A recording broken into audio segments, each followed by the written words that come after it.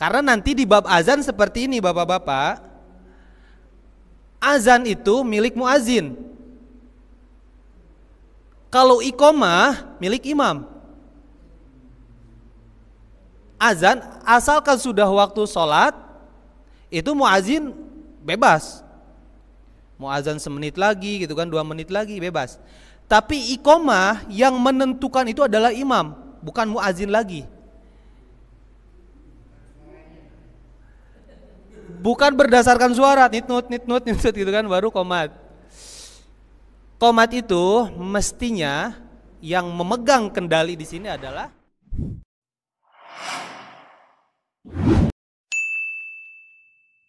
baik. Sekarang isi dari hadis ini adalah tadi apa? Menceritakan mengenai waktu utama sholat.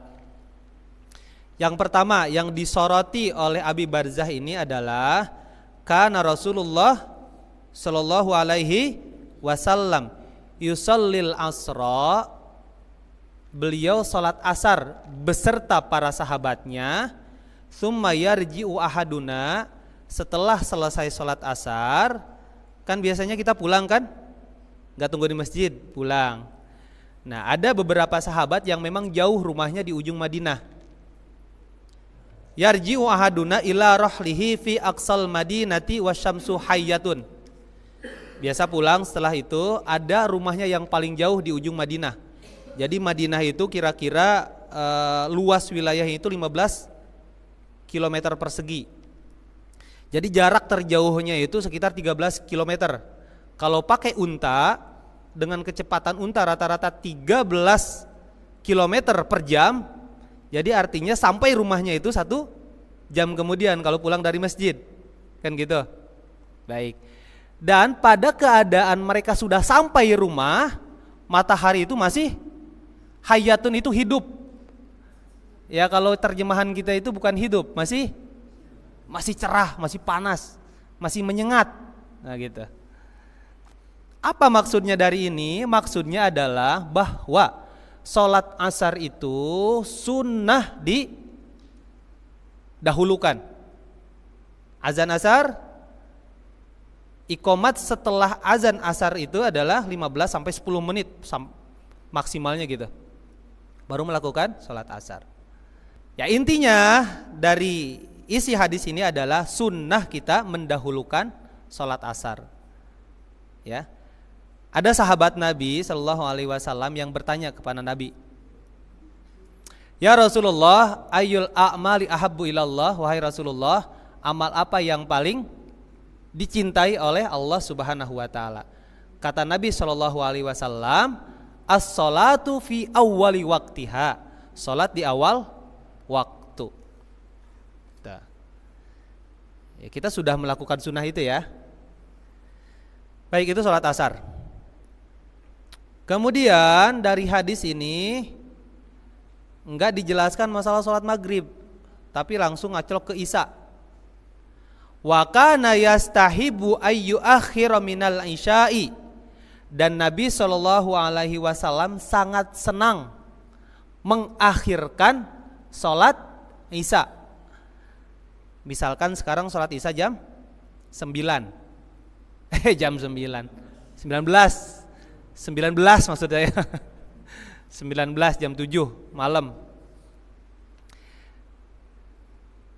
Kemarin masih ingat gak batas akhir waktu sholat isya itu berapa jam dari setelah azan? 3 jam kan? Berarti kalau isyanya jam 7, akhir sholat isya itu jam 10. Maka sunnah di sini melakukan sholat isya sejam sebelumnya, yaitu jam 9, sejam sebelumnya dari jam 10. Ya, jam 9 kita sunnah melakukan sholat isya. Karena Nabi Shallallahu Alaihi Wasallam pernah bersabda, wa innahu lawaktuha laula an asyukqa ala ummati. Inilah sebetulnya waktu sholat isya, andaikan tidak memberatkan kepada umatku. Waktu isya dimulai adalah memang jam 7 kalau sekarang, tapi sunnahnya itu adalah 2 jam setelahnya. Kan gitu.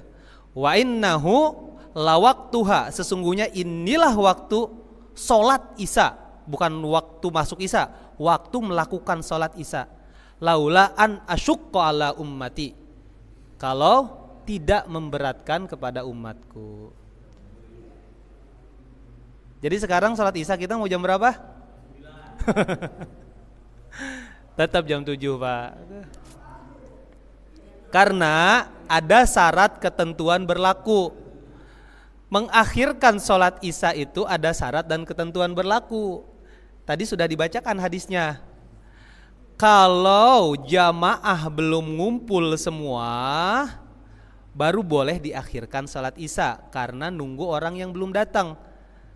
Jangan-jangan yang belum datang itu ada halangan di jalan, kepleset misalkan, balik lagi ke rumah ganti baju, mungkin itu, ya.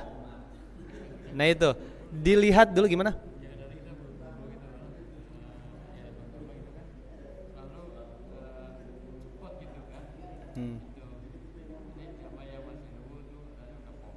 Oh itu sunnahnya, etika sebagai imam adalah kita menunggu jamaah yang biasa jamaah sama kita.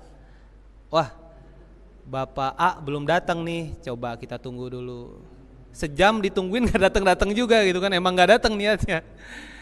Jadi memang kalau memang sudah kumpul, tidak terdengar suara air di luar, kayak itu masih ada orang yang wudu.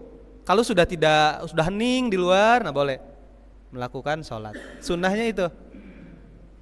Karena afdolul amali as-sholatu li awali waktiha.